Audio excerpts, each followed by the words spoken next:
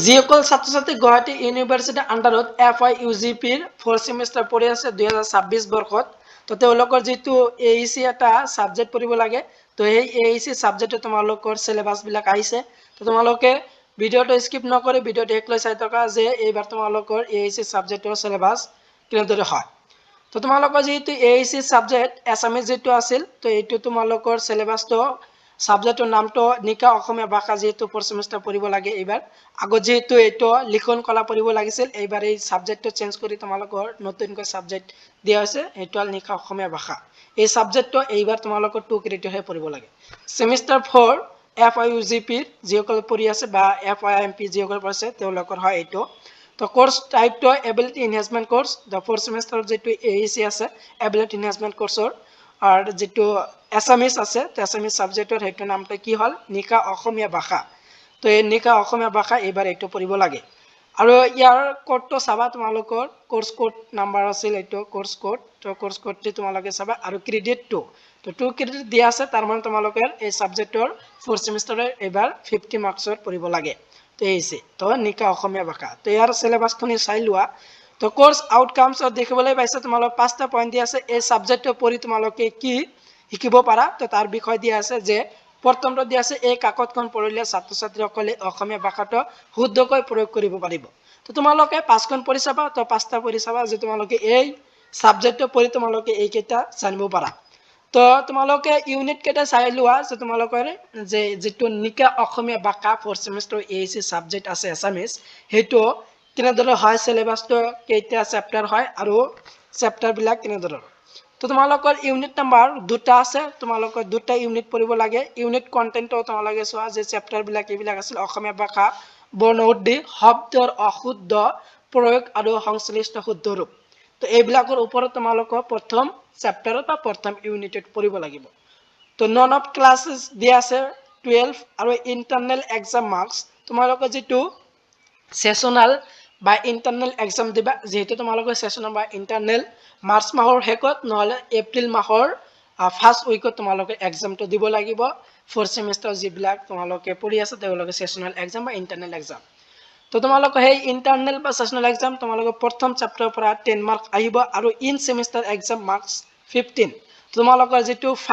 final exam দিবা হেটো আহিব তোমালোকৰ 15 মাৰ্কস টোটাল এই প্ৰথম চেপ্টাৰৰ পৰা 25 মাৰ্কস আহিব তাৰ পিছত দ্বিতীয় নম্বৰ চেপ্টাৰটো দিয়া আছে তো অসমীয়া ভাষাৰ বাক্য আৰু জ্যোতি চিহ্নৰ অশুদ্ধৰ প্ৰয়োগ আৰু সংশ্লিষ্ট শুদ্ধ ৰূপ তো এইবিলাকৰ ওপৰত তোমালোকৰ দ্বিতীয় নম্বৰ চেপ্টাৰ পঢ়িব লাগিব 4th সেমিষ্টাৰ যেটো AEC বিষয় আছে নিকা অসমীয়া ভাষা যেটো সাবজেক্ট এছামিজৰ তো দ্বিতীয় নম্বৰ চেপ্টাৰ তোমালোকে এটো পঢ়িব লাগিব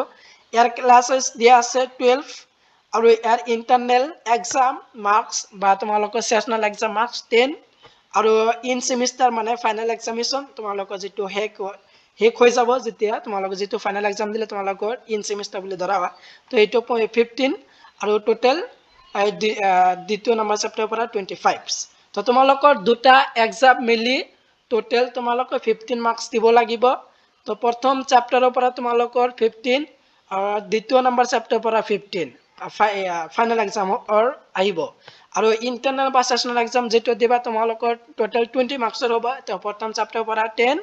আৰু দ্বিতীয় নম্বৰ চেপ্টাৰৰ পৰা 10 টোটাল 20 মাৰ্কসৰ এক্সাম দিব লাগিব যেহেতু তোমালোকৰ প্ৰতিটো সেমিষ্টাৰত দুটাকৈ এক্সাম দিব লাগে ইন্টাৰনেল বা সেশনাল এক্সাম আৰু এটা ইন সেমিষ্টাৰ বা ফাইনাল এক্সাম তো এনেদৰে আছে তো তোমালোকৰ যিসকল ছাত্ৰ ছাত্ৰী AEC 4th সেমিষ্টাৰ এছামিজ পঢ়িবা তো তেওঁলোকৰ এনেদৰে আছিল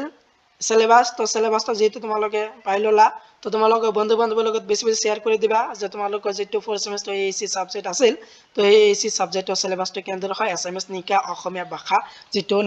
নতুনকৈ সাবজেক্টত দিয়া হৈছে তো ওপৰত আৰু এটা তোমালোকে দেখিবলৈ পাইছা যে ইংলিশ তো ৰাইটিং এণ্ড কমিউনিকেশ্যন স্কিল দিয়া আছে এই যেটো নোটিছটো দিয়া আছে নোটিছটো কেতিয়া দিয়া আছে 11 ফেব্ৰুৱাৰীত দিয়া আছে তো যেহেতু আগৰ ছাত্ৰ ছাত্ৰীসকলৰ ইংলিশ কমিউনিকেশ্যন এটা পঢ়িব লাগিছিল তো তেওঁলোকৰ হেতু দিয়া হৈছে এইটো FYIMP যিসকলে পঢ়িছে তেওঁলোকৰ তোমালোকৰ কিন্তু এইটো নহয় যিসকল ছাত্ৰী ফৰিয়াৰ আন্ডাৰ গ্ৰেজুৱেট অধীনত 4th সেমিষ্টাৰ পঢ়ি আছে তেওঁলোকৰ কিন্তু ইংলিশ কমিউনিকেশ্যন পঢ়িব নালাগে তেওঁলোকৰ কেৱল মাত্ৰকে এছামিজ এটাহে ভাষাৰ ওপৰতহে পঢ়িব লাগে আছামিজ বেংগলী বড়ো নেপালী সংস্কৃত যিবিলাক আছে সেইবিলাকৰ ওপৰতে 2 ক্ৰেডিটহে পঢ়িব লাগে তোমালোকে এইটো পঢ়িব লাগে তোমালোকৰ কিন্তু ইংলিছ কমিউনিকেশ্যন পঢ়িব নালাগে এইটো কিন্তু এইটো পঢ়িব FYIMP যিসকলে পঢ়ি আছে 5 ইয়াৰ যিসকলে মাষ্টাৰ্ছ প্ৰগ্ৰাম পঢ়ি আছে তেওঁলোকৰ এইটো পঢ়িব লাগে আৰু যিসকলে 4 ইয়াৰ পঢ়ি আছা তেওঁলোকৰ কিন্তু এইটো তোমালোকৰ এইটোই আছে সিলেবাস তো তোমালোকৰ আৰু কোনো সাবজেক্টৰ যদি ইম্পৰ্টেন্ট নোটস লাগে বা সিলেবাস লাগে কমেন্ট কৰি জনাবা তো তোমালোকৰ নেক্সট ভিডিঅ'ত কমেন্ট অনুসৰি ভিডিঅ' লৈ আহিম তো ভিডিঅ'টো মানে আছিল